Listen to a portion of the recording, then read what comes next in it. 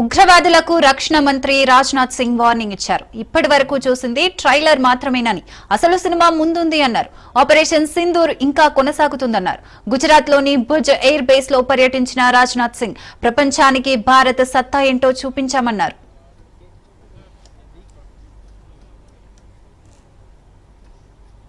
Air Marshal Nagesh Kapoor, OCNC, South Western Air Command, Lieutenant General Dheeraj Sheth, GOCNC, Southern Command, Commando Sudeep Malik, NOIC, Gujarat 3, Anand Kumar DIG Vaishya, Commandant Sri Sandeep Safia, COICGS जखो और यहाँ मौजूद हमारे सभी arm forces, coast guard और BSF के जवान, officers और बहादुर जवानों, साथियों, ये आज आपके बीच में आया हूं तो आपका अभिनंदन करने के लिए आया। ऑपरेशन सिंदूर में सचमुच आप लोगों ने करिश्माई काम किया है।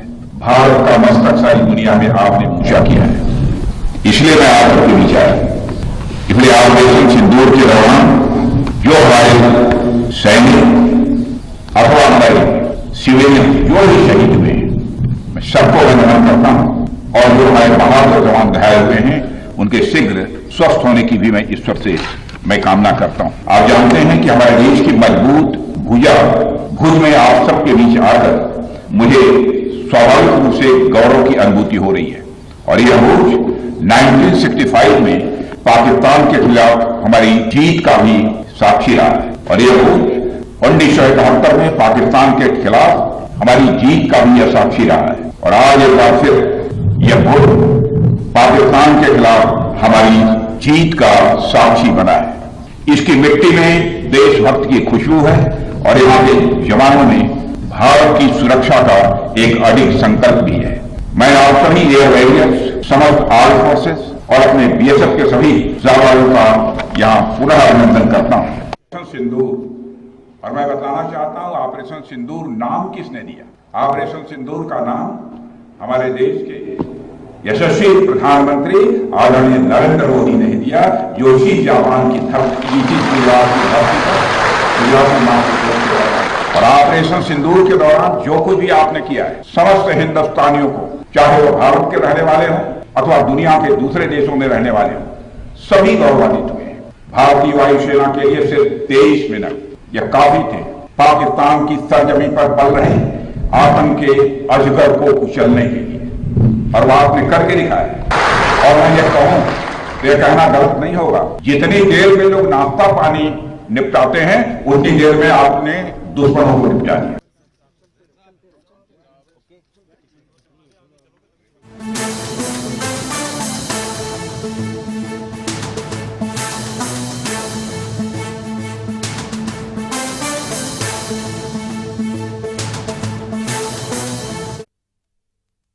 బ్రేకింగ్ చూస్తున్నాం. కర్ణాటక రాజధాని బెంగళూరులోని ప్రఖ్యాత హరే కృష్ణ మందిరం బెంగళూరు ఇస్కాన్ సొసైటీకే చెందుతుందని సుప్రీంకోర్టు తేల్చి చెప్పింది. ఈ మేరకు కీలక తీర్పు వెలువరించింది. 2 దశాబ్దాలుగా కొనసాగుతున్న వివాదానికి ముగింపు పలికింది. ఈ మందిరం ముంబై ఇస్కాన్ సొసైటీకి చెందుతుందని కర్ణాటక హైకోర్టు గతంలో ఉత్తర్వులు జారీ చేయగా దీన్ని సవాలు చేస్తూ బెంగళూరు ఇస్కాన్ సొసైటీ సుప్రీంకోర్టును ఆశ్రయించింది. పిటిషన్ దాఖలు చేసింది. దీనిపై సుప్రీంకోర్టు న్యాయమూర్తులు justice Abhay S Oka, justice Augustine George Mahesh తో కూడిన ధర్మాసనం విచారణ చేపట్టి తీర్పు వెలువరించింది. కర్ణాటక హైకోర్టు ఇచ్చిన ఉత్తర్వును తోసిపుచ్చింది. హరే కృష్ణ మందిరంపై ముంబై ఇస్కాన్ సొసైటీకి హక్కులు ఉన్నాయని చెప్పడానికి ఆ సంస్థ ఎలాంటి ఆధారాలు సమర్పించలేదు. మందిరం స్థలానికి సంబంధించిన సెల్ డీడ్ బెంగళూరు సొసైటీకి అనుకూలంగా ఉన్నట్లు తెలిపింది.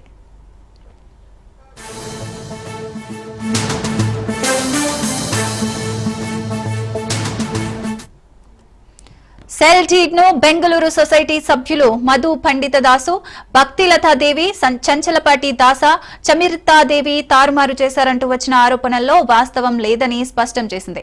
ఆలయానికి సంబంధించిన కీలక పత్రాల్లో బెంగళూరు సొసైటీ రబ్బన్ స్టాంప్ ఉన్నట్లు తెలియజేసింది. షెడ్యూల్ ఏలో ఉన్న ఆ ఆస్తిని Bengaluru development authority ISKCON Bengaluru సొసైటీకి కేటాయించినట్లు చెప్పడానికి స్పష్టమైన సాక్ష్యాధారాలు ఉన్నట్లు ధర్మాసనం తన తీర్పులో ఉద్ఘాటించింది. బెంగళూరు సొసైటీని కర్ణాటక సొసైటీస్ రిజిస్ట్రేషన్ చట్టం కింద స్వతంత్ర సొసైటీగా రిజిస్టర్ చేసినట్లు వివరించింది.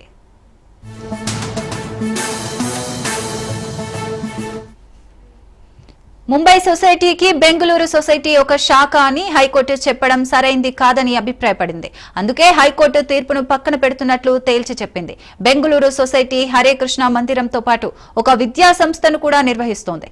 ఈ మందిరం ముంబై సొసైటీదే అంటూ కర్ణాటక హైకోర్టు ఉత్తర్వు జారీ చేయగా బెంగళూరు సొసైటీ ఆఫీస్ బేరాస్ కోదండ రామదాస 2011 జూన్ 2న సుప్రీంకోర్టులో పిటిషన్ దాఖలు చేశారు.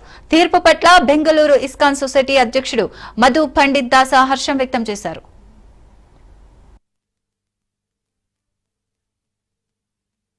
The property in Bangalore belongs to ISKCON Bangalore, which is registered under Karnataka Act.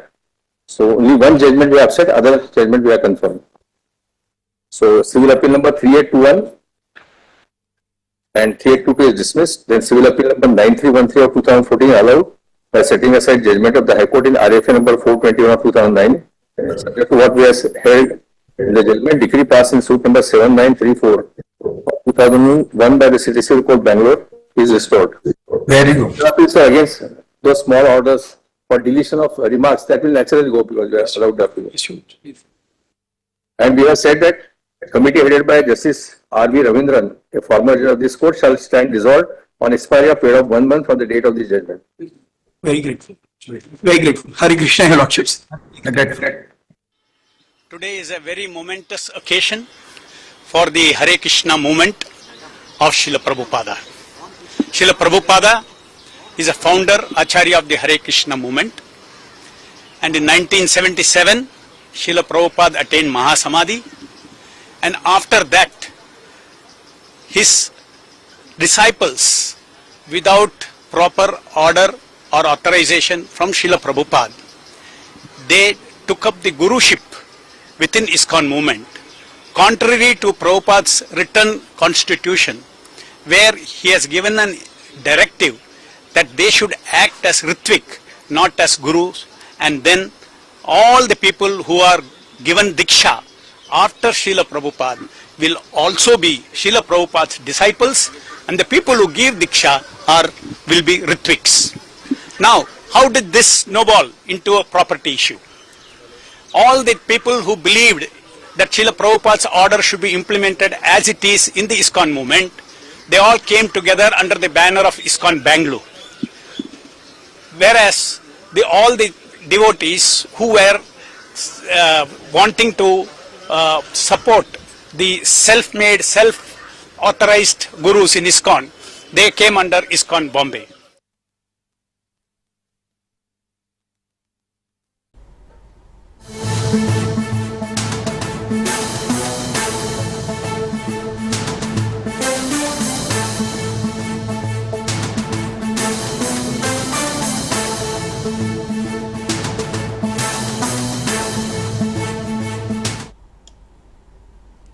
Pahalgam ఉగ్రదాడికి ప్రతీకారంగా Bharat చేపట్టిన ఆపరేషన్ సింధూర్తో దాయాది పాకిస్తాన్ వణికిపోయింది. భారత మిలిటరీ దాడులు ఆ దేశ వైమానిక దళాన్ని చావు దెబ్బ కొట్టాయి.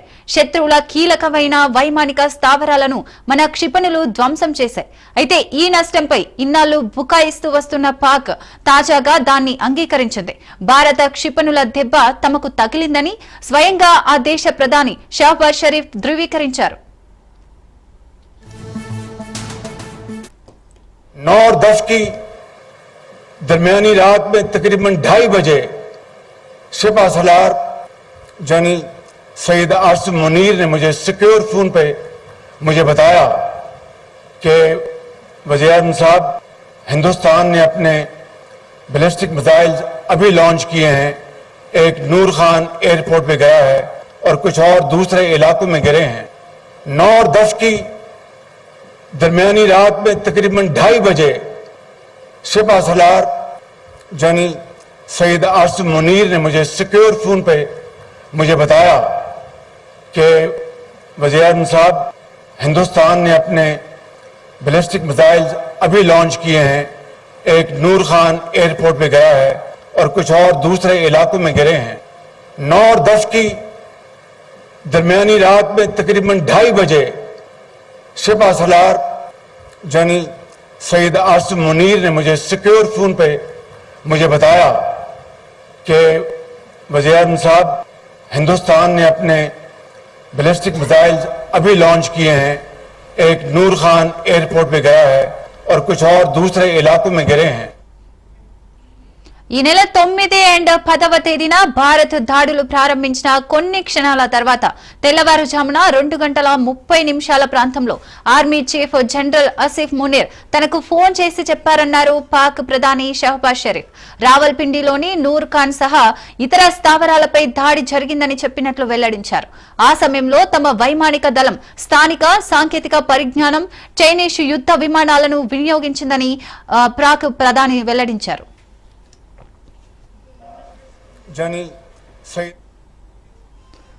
రైట్, దీనికి సంబంధించిన మరిన్ని అప్డేట్స్ మా ప్రతినిధి మహేందర్ రెడ్డి ఫోన్ ఇన్ ద్వారా అందిస్తారు. ఆపరేషన్ సింధూర్ పై అడ్డగోలు అసత్య ప్రచారం చేసిన పాకిస్తాన్ ఇప్పుడు ఇంకా ఎంతో కాలం ఆ అబద్ధాలను నిరూపించలేవని, ఇటు ప్రపంచం ముందు పాక్ పౌరుల ముందు నవ్వుల పాలు కావద్దని ఇప్పుడు నిజానైతే ఒప్పుకుంటుంది. పార్లమెంట్ సాక్షిగా అసత్యాలు ప్రచారం చేసినటువంటి పాక్ పాలకులు వాస్తవాన్ని అయితే అంగీకరిస్తున్నారు. భారత్ చేసిన దాడులు రేంజ్ ఎలా ఉందో స్వయంగా పాకిస్తాన్ ప్రధానమంత్రి షాబాజ్ షరీఫ్ చెప్పడం ఆశ్చర్యం చూపిస్తుంది. ఆపరేషన్ సింధూర్ చీకటిపై షాబాజ్ షరీఫ్ చేసిన కామెంట్స్ చాలా వరకు అదనైతే సంతరిస్తారని చెప్పొచ్చు. భారత్ దాడులకు తొలిసారిగా పాక్ ప్రధాని షాబాజ్ షరీఫ్ అయితే అంగీకరిస్తున్నారు. ఆ బాలాస్టిక్ శిబిరంతో భారత్ విరుచుకుపడిందని ఆర్మీ చీఫ్ మునీర్ తనతో చెప్పారని ప్రధాని షరీఫ్ అయితే వెల్లడించారు. మే 10వ తేదీన తెల్లవారుజామున 2:30 పాక్ ఆర్మీ చీఫ్ ఆసిఫ్ మునీర్ నుంచి తనకు ఒక ఫోన్ కాల్ వచ్చిందని పాక్ ప్రధాని చెప్పడం జరిగింది. నూర్ ఖాన్ ఎయిర్ బేస్ తో పాటు ఇతర ప్రాంతాల్లో భారత్ దాడులు చేసిందని మునీర్ తనతో చెప్పారన్నారు. ఆపరేషన్ సింధూర్ తర్వాత మే 7 నుంచి 11 మధ్య భారత్ పాకిస్తాన్ మధ్య ఏదైతే యుద్ధ పరిస్థితి ఏర్పడిందో, మరి పాకిస్తాన్ నిరంతర డ్రోన్లు చిగురులతో భారతదేశంపై దాడి కూడా చేసింది. దీనికి భారత సైన్యం తగిన సమాధానం ఇచ్చిందని భారతదేశం తీసుకున్న ప్రతీకార చర్యపై పాకిస్తాన్ ప్రధానమంత్రి షాబాజ్ షరీఫ్ ఇప్పుడు ఒక ప్రకటన విడుదల చేశారు. నూర్ ఖాన్ ఎయిర్ బేస్ ఇతర స్థావరాలపై భారత వైమానిక దళం నిర్వహించిన వైమానిక దాడుల గురించి జనరల్ ఆసిఫ్ మునీర్ తెల్లవారుజామున 2:30 ఫోన్ లో తనకు సమాచారం అందించినట్టు కూడా తనకు చెప్పడం జరిగింది. మరి భారతదేశం కాకుల విరమణకు సంబంధించినటువంటి ప్రతిపాదన కూడా ఆయన పేర్కొనడం జరిగింది. సో మొత్తానికి మే 9-10 తెల్లవారుజామున భారత్ జరిగినటువంటి సయ్యద్ ఆసిఫ్ మునీర్ తనకు సురక్షిత మార్గంలో ఫోన్ చేసినట్టుగా నూర్ ఖాన్ ఎయిర్ బేస్ సురక్షిత ప్రాంతాలపై భారత్ పరిస్థితులు పడ్డాయని కూడా తెలియజేశారు. దానికి వైమానిక దళాలతో తమ వైమానిక డ్రోన్లతో భారతదేశాన్ని చిన్నాభిన్నం చేశాం, ఎయిర్పోర్ట్ పేరు చేశాం, ఆయుధ సంబంధం తీర్చామని పిచ్చిపోతల కూతుందో మొత్తానికి ఇదంతా అసత్య ప్రచారం. పాకిస్తాన్ పూర్తిగా అంటే దాడి జరిగింది, భారత్ దాడి చేసిన భారత్ విజృంభించిన దాడిలో మేము చాలా వరకు నష్టపోయామన్నట్టుగా షాబాజ్ షరీఫ్ చెప్పడం తన ప్రసంగానికి సంబంధించిన వీడియోని కూడా సోషల్ మీడియాలో ఆయన పెట్టడం జరిగింది. ఇక BJP IT cell incharge Amit Shah ఈ వీడియోను పోస్ట్ చేశారు. Right, thank you Mahender.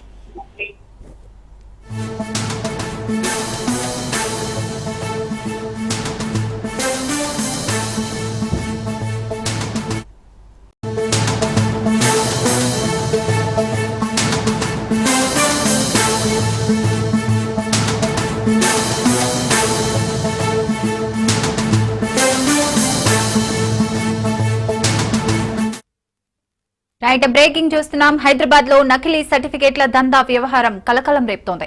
SOT పోలీసులు 6 అరెస్ట్ చేశారు. ఈ ముఠాకు నకిలీ సర్టిఫికేట్లను ఢిల్లీ కేంద్రంగా ఉన్న ప్రధాన సూత్రధారులు తయారు చేసి ఇస్తున్నట్లు గుర్తించారు.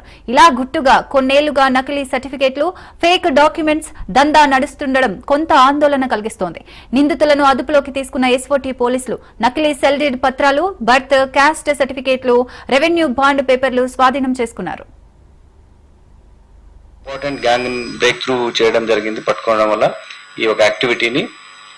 దీంట్లో ఏంటంటే వీళ్ళు బర్త్ సర్టిఫికేట్స్, కొత్త ఫేక్ బర్త్ సర్టిఫికేట్ క్రియేట్ చేస్తున్నారు.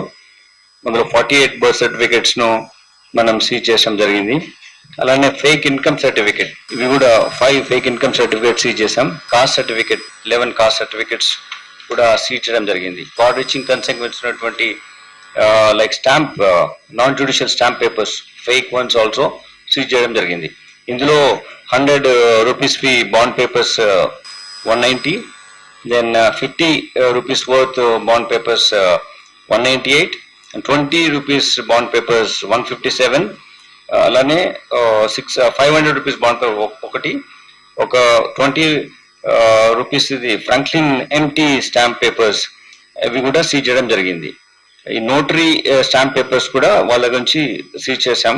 దీంట్లో టోటల్ గా 6 అక్యూజ్ అరెస్ట్ చేయడం జరిగింది. ఇందులో తోట వెంకట భాను ప్రకాష్, తోట సాగరిక, అడ్డగూడూరు అనిల్ అని వాళ్ళ ఫాదర్ చంద్రశేఖర్, అడ్డగూడు చంద్రశేఖర్, జలీల్ అనే వ్యక్తి, కిషోర్ అనే వ్యక్తిని కూడా మొత్తం 6 అరెస్ట్ చేయడం జరిగింది. బట్ ఎవరికి అమ్మారని మేము ఐడెంటిఫై చేశాం కాబట్టి వాళ్ళ ద్వారా will go to the route, ఎవరి నుంచి ఎవరికి అయింది, డాక్యుమెంట్ ఎక్కడికి పోయింది, ఎవరి ద్వారా మిస్యూజ్ అయింది వాళ్ళను చూస్తున్నాం. ఇప్పటికీ 6 అక్యూజ్ ను మేము అరెస్ట్ చేశాం. Some more accused are there, maybe ఇంకా కొత్త వాళ్ళు కూడా రావచ్చు ప్రాసెస్ ఇన్వెస్టిగేషన్ లో. సీజ్ చేసినటువంటి ఇది birth certificate, same birth certificate, ఎవరు దీన్ని ఎప్పుడు కూడా దీన్ని కాదు అని చెప్పడానికి ఛాన్స్ లేదు. అంటే కాలేజ్ అడ్మిషన్ తర్వాత కూడా ఇవన్నీ కొంచెం ఈ వెబ్సైట్ లోకి వెళ్ళి వెరిఫై చేసుకోవాలి. ఇంకా ఫర్దర్ గా ఎక్కువ నంబర్ ఎక్కువ ఉంటే suddenly they can come to police so that we will properly case use చేసి. కాకినాడ కలెక్టరేట్ వద్ద ఏపీ ఎంసీఏ ఉద్యోగులు వినూత్నంగా నిరసన తెలిపారు. 20వ రోజు మోకాలపై నిల్చొని ఎంసీఏ ఉద్యోగులు ఆందోళనకు దిగారు. ఆయుష్మాన్ భారత్ నిబంధనల ప్రకారం 6 ఏళ్లు పూర్తి చేసుకున్న సిహెచ్ఓలను రెగ్యులర్ చేయాలని డిమాండ్ చేశారు. ఎన్హెచ్ఎం ఉద్యోగులతో సమానంగా 23% వేతన సవరణ జరగాలన్నారు. పని ఆధారిత ప్రోత్సాహకాలకు క్రమబద్ధీకరించాలని ఉద్యోగులు కోరారు.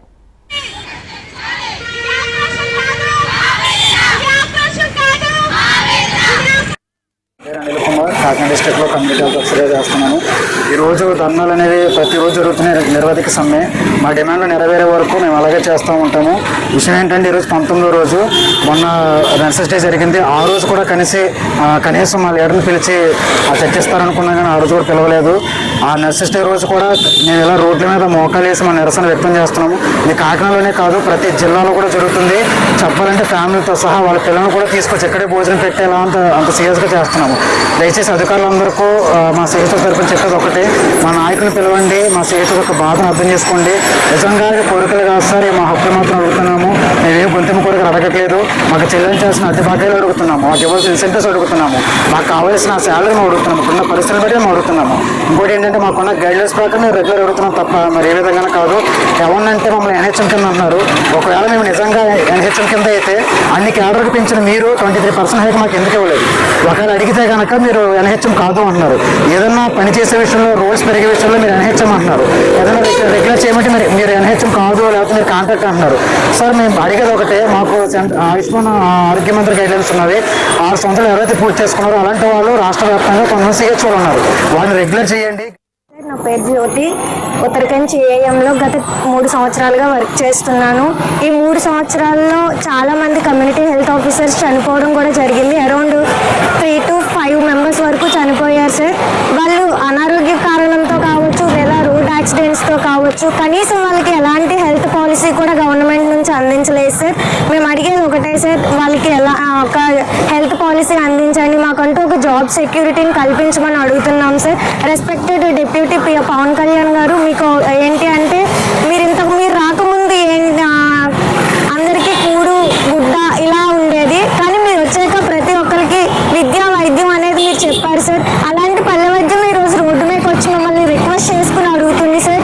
సో మా బాధలు మీరు తీరుస్తారని మీ వరకు మా సమయాన్ని 19వ రోజు వరకు వచ్చింది సార్. అది మీ వద్ద వరకు చేర్చుకుని మాకు ఒక పాజిటివ్ రెస్పాన్స్ని ఇస్తారని కోరుకుంటున్నాం సార్. చాలామంది అందరూ యంగ్స్టర్స్ సార్, అందరూ మీరు చెప్పిన ప్రతి పని చేయడానికి వాళ్ళందరూ సిద్ధంగా ఉన్నారు సార్. సో మీరు ఇచ్చే ప్రతి పని వాళ్ళు చేస్తున్నారు అంటే దానికి తగ్గ వేతనాలు కూడా మీరు చెల్లించాలి కదా సార్. సో మేము ఏ పని ఇది చేయము అది చేస్తామని ఎప్పుడు కూడా మేము వెనకాల వేస్తారు సార్. ప్రతిదీ మేము చేస్తామని ముందుకు వస్తున్నప్పుడు సో ఆ గవర్నమెంట్ నుంచి కూడా అదే స్పందన మేము ఎక్స్పెక్ట్ చేస్తాం కదా సార్. సో ప్రతి అధికారులకి మేము పేరున అడుగుతున్నాం సార్. అందరికీ నమస్కారం అండి. నా పేరు వరకాన్, నేను కమ్యూనిటీ హెల్త్ ఆఫీసర్గా పనిచేస్తున్నాను ఆంధ్రప్రదేశ్ రాష్ట్రంలో. మరి గత 19 రోజులుగా కమ్యూనిటీ హెల్త్ ఆఫీసర్స్ అందరూ నిరసనకు దిగడం అయితే జరిగింది. ఆ నిరసన గురించి గవర్నమెంట్కి ఎప్పటికప్పుడు మేము చెప్తానే ఉన్నాము. అయినప్పటికీ 19 రోజులు అయినప్పటికీ కూడా ఇప్పటికీ మాకు గవర్నమెంట్ నుంచి లేదా అధికారుల నుంచి కానీ ఎటువంటి మాకు రిప్లై అయితే లేదు. అందుని గురించి మేము ఇంకా కంటిన్యూ చేస్తూనే ఉన్నాము. మరి మా యొక్క డిమాండ్లు ఏదైతే ఉన్నాయో అన్నీ చాలా క్లియర్గా ఉన్నాయండి. మేమైతే గొంతుమ్మ కోరికలు ఏమీ అడగట్లేదు. గవర్నమెంట్ ఆఫ్ ఇండియా ఇచ్చిన గైడ్లైన్స్ ప్రకారం 6 years కంప్లీట్ అయిన సిహెచ్ఓస్ రెగ్యులర్ చేయాలి అని గైడ్లైన్స్ ఉన్నాయి, దాని ప్రకారం చేయమని అడుగుతున్నాము. అలాగే మాకు ఈపీఎఫ్ అనేది ఉండేది సంవత్సరం బ్యాక్ వరకు. కానీ దాన్ని సడన్గా కట్ చేస్తారు, మాకు ఈపీఎఫ్ కూడా కట్ చేయట్లేదు. అది మాకున్న ఒకే ఒక భద్రత, దాన్ని కూడా మరి తీసేయడం జరిగింది. మరి అలాగే మాకు ఇన్సెంటివ్స్ అనేవి పడుతూ ఉంటాయండి. ఆ ఇన్సెంటివ్స్ అనేవి చాలా మందికి చాలా తక్కువ వేస్తున్నారు. ఆ ఏసీ దాంట్లో కూడా ఏ రకంగా క్యాలిక్యులేట్ చేస్తున్నారు, ఏ రకంగా చేస్తున్నారు అన్నది కూడా మాకు తెలియడం లేదు. సో అది కూడా మా పెండింగ్ ఉన్న ప్రతి ఇన్సెంటివ్ని కూడా వేయమని మరొకసారి మేము అధికారులని కోరుచున్నాము. తెలంగాణ మంత్రి కొండా సురేఖ వ్యాఖ్యలు పొలిటికల్ గా దుమారం రేపుతున్నాయి. ఫైళ్ల క్లియరెన్స్ పై మరోసారి స్పందించారు మంత్రి కొండా సురేఖ. తన మాటలను కొందరు వక్రీకరించారని చెప్పుకొచ్చారు. తాను మంత్రులు అని మాత్రమే చెప్పానన్న సురేఖ కాంగ్రెస్ మంత్రులని ఎక్కడా చెప్పలేదని వివరించే ప్రయత్నం చేశారు. మినిస్టర్ గా ఉన్నాను కాబట్టి నా దగ్గరికి కొన్ని కంపెనీలవి క్లియరెన్స్ కోసం అని చెప్పి ఫైల్స్ వస్తూ ఉంటాయి. మామూలుగా మంత్రులు అట్లాంటి ఫైల్స్ వచ్చినప్పుడు డబ్బులు తీసుకొని క్లియరెన్స్ ఇస్తా ఉంటారు. నేనన్నా మాకు ఒక న్యాయ పైసా మీరు ఇవ్వాల్సిన అవసరం లేదు, మీరు సమాజ సేవ చేయండి, మా స్కూల్ ఒకటి డెవలప్ చేయండి, మా పేరు మీద అది మీ పేరు గుర్తుండిపోతుంది అని చెప్పినప్పుడు వాళ్ళు మేము పై వాళ్ళతో మాట్లాడాలి మేడం, మా చేతుల్లో లేదు అని సదానంద రెడ్డి గారు చెప్పి వాళ్ళ హైయర్ వాళ్ళు సిఇఓ వాళ్ళు ఉంటారు, ఆ కంపెనీకి చెందినటువంటి ఓనర్స్ తోటి మాట్లాడి డెసిషన్ తీసుకుంటామని ఒక 3-4 సార్లు వాళ్ళు రావడము పోవడము, చివరకు వాళ్ళు ఈ 4.5 కోట్ల రూపాయలతోటి ఇది నిర్మాణం చేస్తామని వాళ్ళు ఒప్పుకున్నప్పుడు అసలు నాకు ఎంత హ్యాపీగా అనిపించిందంటే, ఇది అసలు నేను కట్టగలుగుతాను మనము అన్నప్పుడు వారు ఓకే చెప్పినప్పుడు నాకు చాలా చాలా సంతోషం వేసింది. మీరు పర్సంటేజ్లు తీసుకున్నారు, మీరు పర్సంటేజ్లు లేని పనులు చేయలేదు, మీరు సెలెక్టెడ్ ఫైల్స్ మాత్రమే మీరు తీసుకొచ్చి మీరు సంతకాలు పెట్టారు. అటువంటివి వాళ్ళకి అవసరం లేదు, ఎందుకంటే వాళ్ళకి డబ్బులు వచ్చే పర్సంటేజ్లు వచ్చే పెద్ద పనులను తీసుకొని ఈరోజు కోట్ల రూపాయలు వాళ్ళు దండుకొని ఈరోజు కోటీశ్వర్లై.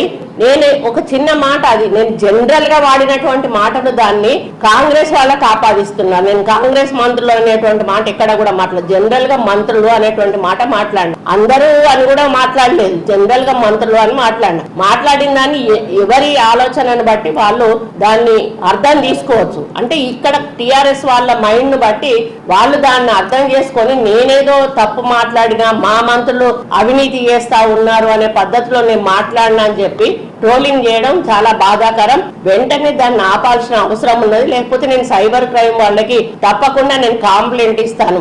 మీరు ఎందుకంటే తొండముదిరి ఊసర వెళ్ళి అయినట్టుగా ఈ టిఆర్ఎస్ ట్రోల్స్ ఏవైతే ఉన్నాయో, టిఆర్ఎస్ పేడ్ బ్యాచ్ ఏదైతే ఉందో వాళ్ళు మరీ దారుణంగా, కనీసం వాళ్ళు మనుషుల పశువులా కూడా అర్థం కానటువంటి పరిస్థితి